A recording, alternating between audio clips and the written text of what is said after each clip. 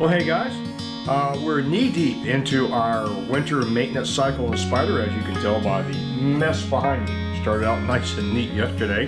The first step was an oil change, oil and filter change. I did not videotape that because, well, we've already got a video on the oil change on the channel. I'll put a link in the comments below. Today's goal is to knock out the air filter change. And that's going to be on the left-hand side of the Spyder. I've already picked up my replacement air filter, so I'm going to go ahead and do exploratory surgery and see if we can find where that actually goes. I'm pretty sure, based on some of the videos, I know where it's at in the procedure for that. I'm still trying to find out exactly where the fuel filter is. I've acquired another fuel filter. It recommends change out about this time also, so I'm going to try to do that.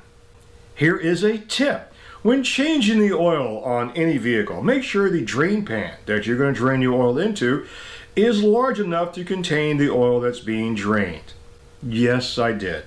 I made a lovely mess in the garage. Just the cat litter alone was like $8. I mean, I could have done a little bit better if I just put a better drop cloth up under the Spyder. Drop cloths are cheap. Walmart, 99 cents. I use those when I paint or do the oil change in my SUV. I'm going to need to start doing it when I do the oil change in the Spyder. So we got some other fluid changes coming up, so I may be availing myself of my own advice. Here's a little public service tip. You may notice a little boo-boo here. I wish there was a colorful story to explain that. I wish I could say I was in a knockdown, drag-out bar fight and got hit in the head with a whiskey bottle. Well, the truth is much more bland. Miriam had lost a sister to skin cancer quite a few years ago, so she's hypersensitive on the subject. I had a thing on my left forearm, which raised a little bit of concern, so I went to the local dermatologist and had a complete body screening for skin cancer. And lo and behold, they found one up here. The doctor said if you're going to have skin cancer, that was the type to have. A very benign, well, not benign, but cancerous, but relatively safe type of cancer as long as it's caught in time. And it was. So we had that cut out of my forehead last week, and I still had the stitches. So I told the doctor afterwards, if you want to know if I felt any pain, I said, nope, but there goes my modeling career. So anyway, if you're over 60, or if you have cancer, skin cancer in your family, heed your doctor's advice. Get screened. It's painless. They look at you with different type of lighting to make sure they catch all that. If caught on time, it's a non-issue. If not caught on time, it can be devastating. So this one was caught on time. All I got's a scar to show it. So on to our maintenance cycle for today.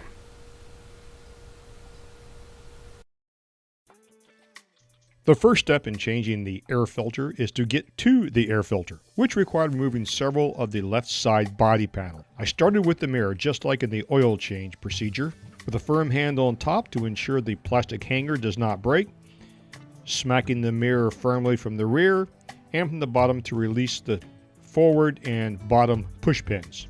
Then simply lift it off the hanger, extend the power cord. I use a pair of surgical clips on the parts ID tag to keep the wire from falling back into the Spyder. Then I remove the fasteners holding the wind fairing in place. I keep all the hardware segregated in small plastic bags for better organization. Then I remove the left lower side panel, which is held in place by 3 push pins and 1 plastic hanger. Start by pulling the push pins out inside the wheel well, but ensure the hanger stays in place so it won't be broken. And then pull out the remaining push pin and lift the body panel off of the Spyder. Then I remove the left front trunk panel just to get access to 1 fastener for the left side body panel. The trunk panel is held in place with just 1 push pin.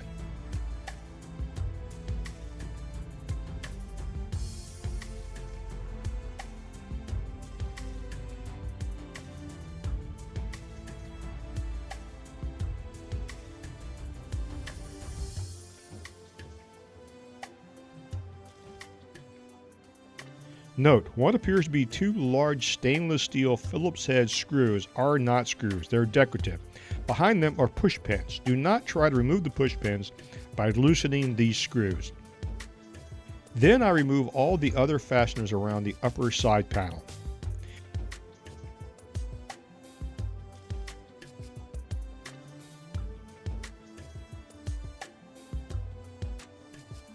You remove the panel by gently pulling out the push pins.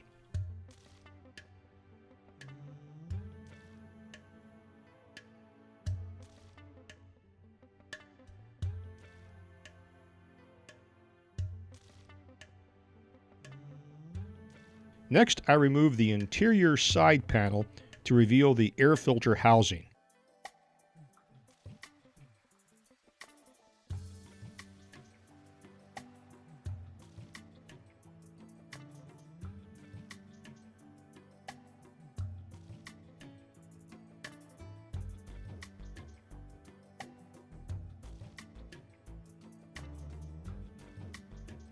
The housing is held in place by 3 more T30 fasteners.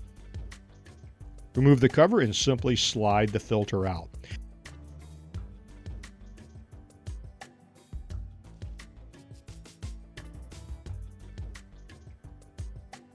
I inspected the compartment for the filter for debris and found it to be clean.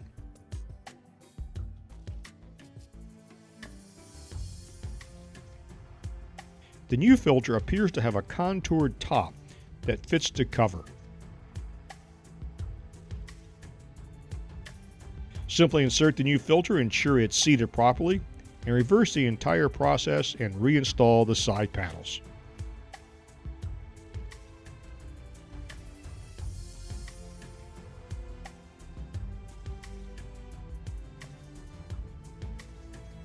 Now that the air filter is complete, we're going to work on changing out the engine coolant. The first step is to ensure you have the correct coolant and hardware. The Spyder uses an orange or gold colored coolant, not the typical green coolant found in many cars. I'm of the understanding that if you attempt to mix the two coolants, it can congeal and potentially damage the engine. That would be bad. So I ordered my coolant direct from Can Am to ensure I had the correct type. Next, I knew that I would need a new hose clamp. The factory hose clamp is known as an Oetiker, which are one-use only clamps and must be cut off. So I had an old school worm clamp ready to go. Also in my research, I found that many owners have reported that when trying to remove the drain plug on the side of the radiator, it actually damaged the radiator, requiring it to be replaced. That's something I didn't want to do, so I opted to drain the radiator by removing the lower radiator hose from the radiator. I jacked up the right side of the Spyder and placed 2 4x4s under the wheels just for safety. I'm not going to bet that a 40-year-old O-ring on a jack would not fail with me under it. It would appear that if I wanted to actually drain the radiator from the radiator drain valve, I would have to remove this entire lower panel.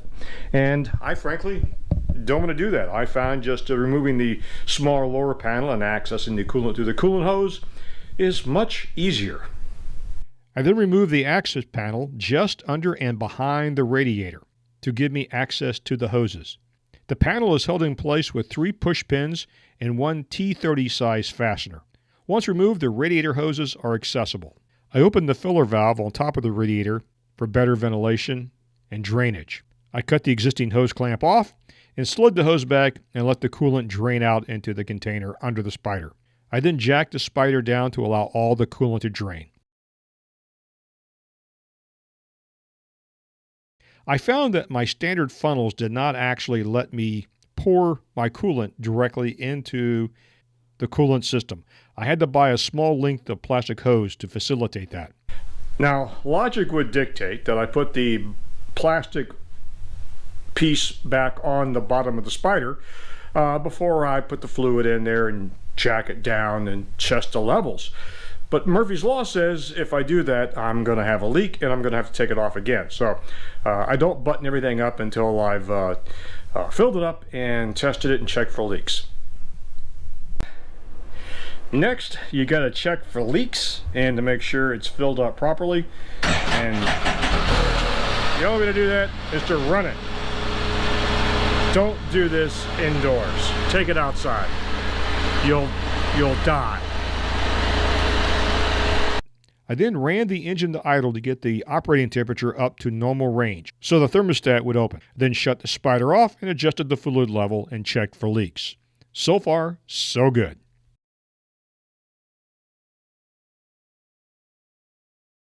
Now here's a tip when reinstalling this side panel. I always make a point, since these are the only two push pins behind these fake Phillips head fasteners, I try to get those in first. I typically will start with the rear push pin and then kind of play with it to get the front push pin in. Once that goes in, the rest of this panel lines up pretty easy and it's pretty easy to install. Also, I found a little bit of water on the plastic push pins aids quite a bit in making the push pins fit in much more smoothly and easily. Once you've done it a couple times, you're going to find it's not that big of a deal. It's pretty straightforward. I was able to completely depanel a side of the Spyder for the oil change in under 30 minutes.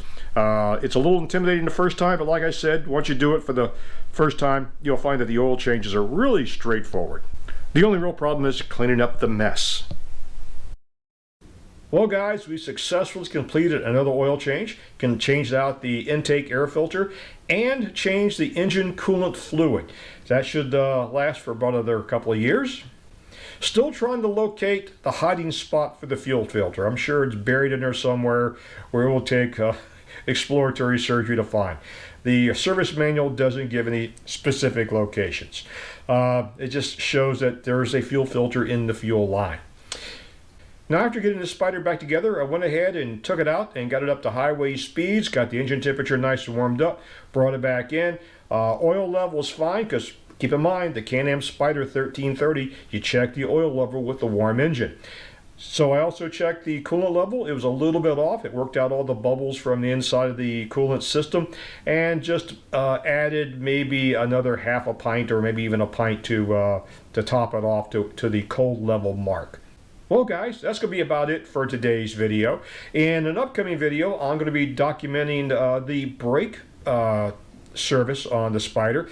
Probably change out the brake pads and inspect the rotors, make sure they're in good condition, and the brake lines. So, we'll catch you guys later. Thanks for watching. Bye-bye. If you like this video, give it a thumbs up.